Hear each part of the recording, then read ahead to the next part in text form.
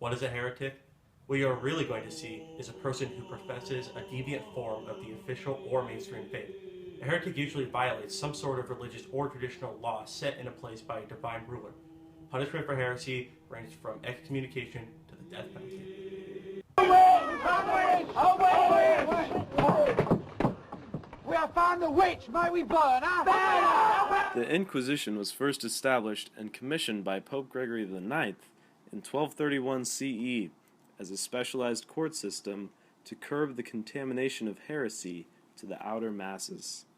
Ever since the birth of Christianity, the divine leaders held that the orthodox Christian belief was absolutely critical for the salvation of one's soul.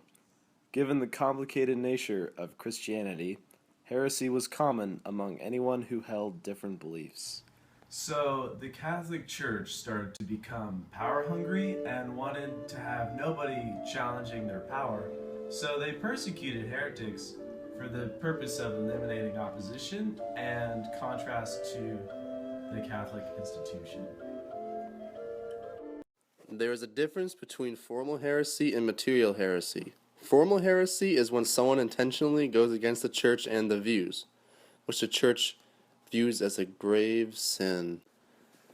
Material heresy is thought of holding different opinions about the religion through no fault of one's own, and it is not viewed as sinful or very problematic. So, by the 14th century, other Christian movements like the Waldensians and Cathars, who were members of another Christian sect, had been slaughtered en masse or forced to recant. The Catholic Church persecuted heretics simply for religious control.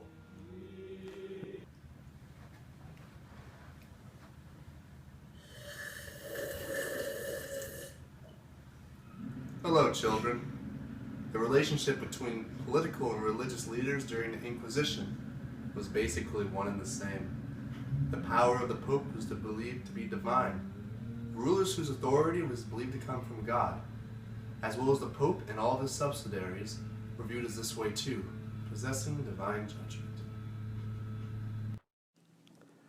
To get the Christians to turn against each other, the Church provided benefits for people who gave information about other heretics. Confessing in full was best hope of receiving a lighter punishment. A full confession might include the implication of other people, including family members. This confession could help the initial heretic escape the death sentence. The Pope and the Church were able to demonstrate their power by bringing order and legality to the process of dealing with heresy. Now, the reason why they did this was due to the amount of mobs that would burn alleged heretics without a trial. It was a brilliant move by the Pope and the Church. Now, the original intent of the Inquisition was to instruct the people whose beliefs were conflicting with the Catholic teachings that instructed them of the Orthodox doctrine. The Pope eventually had to sanction the use of torture methods because it became less about salvation, but more of the extermination of heretics in general. It is hard to know how bad the persecutions actually were, because there was little data recorded during that time period. But there are exceptions. Some data was recovered from an inquisitor in Languedoc in the early 1300s. He managed to write down all punishments given by him over a period of roughly 10 to 20 years. Only a small number of people were actually burned alive. Most of the heretics were sentenced to prison, usually for life. In reality, the Inquisition was not particularly harsh, because at the time, capital punishment was a regular practice for other crimes.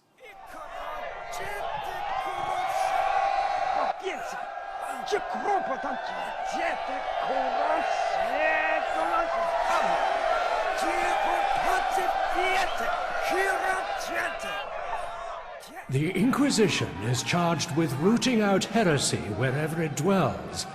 Such holy work is not for the faint-hearted, for it seems only after sufficient persuasion is applied do the guilty confess their sins.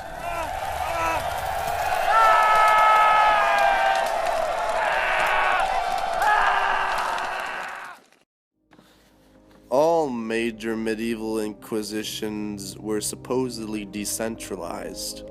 Authority rested with local officials based on guidelines from the Holy See.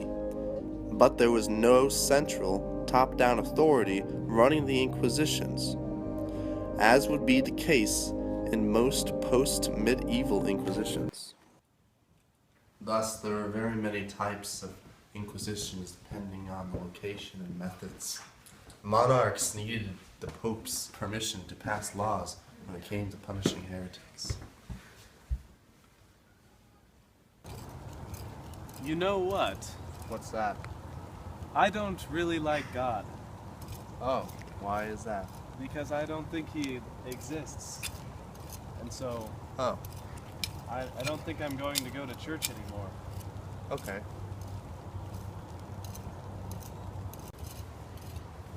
That's him. What? That's the one who did it. Hello, Your Holiness? Judgment! No! Oh!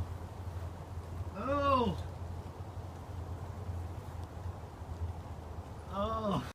It is also recognized by other subjects of international law as a sovereign entity headed by the Pope in which diplomatic relations can be maintained. Heretics weren't just violating church law, but civil law as well.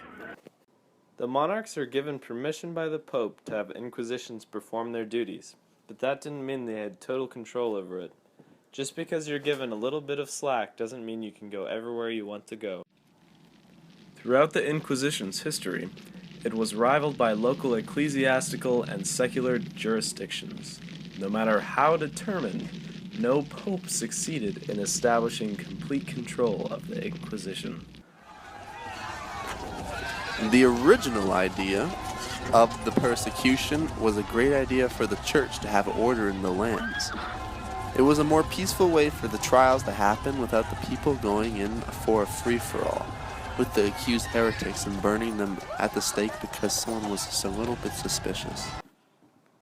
As mentioned previously, one of the reasons for Pope Gregory IX's creation of the Inquisition was to bring order and legality to the process of dealing with heresy, since there had been tendencies in the mobs of townspeople to burn alleged heretics without much of a trial. So, Pope Gregory's original intent for the Inquisition was a court of exception to inquire into and glean the beliefs of those differing from the Catholic teaching, and to instruct them in the Orthodox doctrine, It was hoped that heretics would see the falsity of their opinion and would return to the Roman Catholic Church.